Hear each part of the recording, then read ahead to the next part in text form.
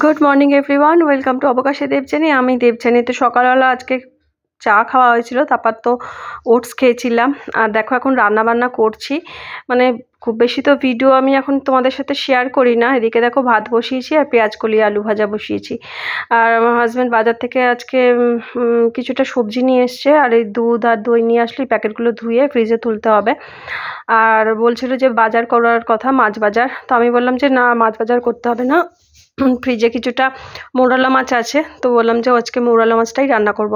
আর দেখো নিয়ে এসেছে এখানে মাশরুম, তো অনেক দিন বাদেই মাশরুমটা আনা হয়েছে। তো আজকে বলছিল রান্না করতে, বললাম যে আজকে আর করব না আগামীকাল করব, তো বললো ঠিক আছে। তা বলছিল যে মঙ্গলবার পর্যন্ত যদি এটা রাখা যেত ভালো হতো, কিন্তু মঙ্গলবার পর্যন্ত হয়তো থাকবে না, কালচে মতো হয়ে যাবে। প্রতি বছর শীতকাল আর বর্ষাকালেই মাশরুম আসে, এবছর শীতে না মাশরুমই আসেনি, এই আসলো প্রথম। আর খুব বেশি বড় হয়নি মাশরুমগুলো, দেখলাম ছোট ছোট, মানে এর থেকেও বেশ অনেকটা বড় বড় মতো হয়। আর এই মাশরুমটাই খেতে আমার বেশি ভালো লাগে, বাটার মাশরুম একটা পাওয়া যায়, ওটা আমার অতটা ভালো লাগে না। আর বলেছি মুখে রুচি ঠিক ফিরছে না, একটু তুমি ধনে পাতা নিয়ে এসো, তো ধনে পাতা এনেছে, এর আগের দিনও এনেছিল কিন্তু সেদিনকে লেবু নিয়ে আসেনি, তো আজকে লেবু নিয়ে এসছে, আজকে ধনে পাতার চাটনি করব।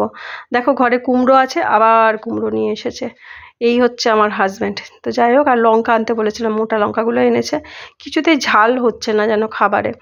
এই যে লেবু এনেছে, চাটনিটা করব। আর আমার হাজব্যান্ড একদম চাটনিটা খায় না, আমিই খাই, তার নাকি কাঁচা রসুন আর কাঁচা ধনে পাতার গন্ধ লাগে, এই জন্য। রাঙালু, পটল, বেগুন, শিম আর কি করলা, এগুলো সব নিয়ে এসছে। একদিন ভাবছি শুক্তো বানাবো, শুক্তোর আরও কিছু লাগবে, ডাঁটা আর কাঁচকলাটা আনতে হবে, পেঁপে আছে ঘরে, তো এইগুলো এখন গুছিয়ে টুছিয়ে রাখবো। আর শিম ঘরে কিছুটা আছে, আসলে এখন শিমগুলো খুব তাড়াতাড়ি আঁশ হয়ে যাচ্ছে, তো বললাম একটু কচি দেখে এনো, কারণ ওই মাছের চচ্চড়িটার জন্য। মাছটা জানো তো আমার এমনি বাটি চচ্চড়ি বানাই না, টমেটো কাঁচা তেল টেল দিয়ে মাখিয়ে ধনে পাতা দিয়ে, ওটাই আমার বেশি ভালো লাগে, কিন্তু আমার হাজব্যান্ড তো ওরম খাবে না, মানে এই তরকারিটা যে করব শুধু তরকারিটাই খাবে, এই ছোট্ট ছোট্ট মৌরলা মাছগুলো আমায় খেতে হবে। তো কিছুটা মৌরলা মাছ রেখে দিচ্ছি, আগামীকাল ভাবছি একটু ভাজা করব, কারণ সেদিন ভাজা করেছিলাম বেশি ভালো লাগছিল। ভাজাটা তবু খেয়ে নিচ্ছে কুড়মুড়িয়ে, কিন্তু তরকারি করলে না একদম খেতে চায় না, আগে ভাজাও খেত না, তবু এখন দেখছি মানে একটা কি দুটো কি তিনটে এই খাচ্ছে। মানে ওর হচ্ছে না মৌরলা মাছটা যদি দিই মানে ওর কাঁটাটা ছাড়িয়ে পর্যন্ত খাবে, এরকম পাবলিক বলে ওই সব পোষায় না, চিবিয়ে টিবিয়ে খেটে নেওয়া, আমাকে বলবে। আমি বলি যে ওগুলোতে হাড়গোড় হয় গো, হাড়গোড়ে মানে শক্ত হয়।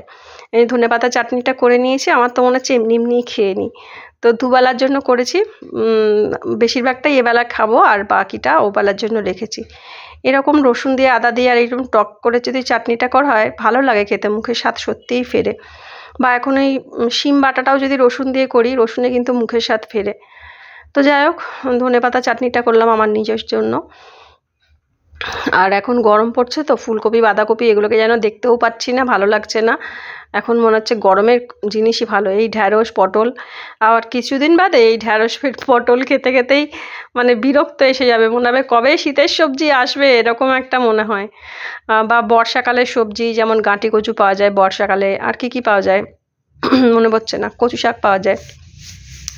আমাদের গাছে একটা মোচা হয়েছে দেখছিলাম, আর একটা গাছেও দেখছি মোচা আসবে, মানে ফুল আসবে কলার, দেখা যাক। মোচা থেকে পাকা কলা হতে প্রায় 6 মাস মতো সময় লাগে, যদি মাঝখানে বর্ষাকাল থাকে তাহলে 4 মাসেই হয়ে যায়।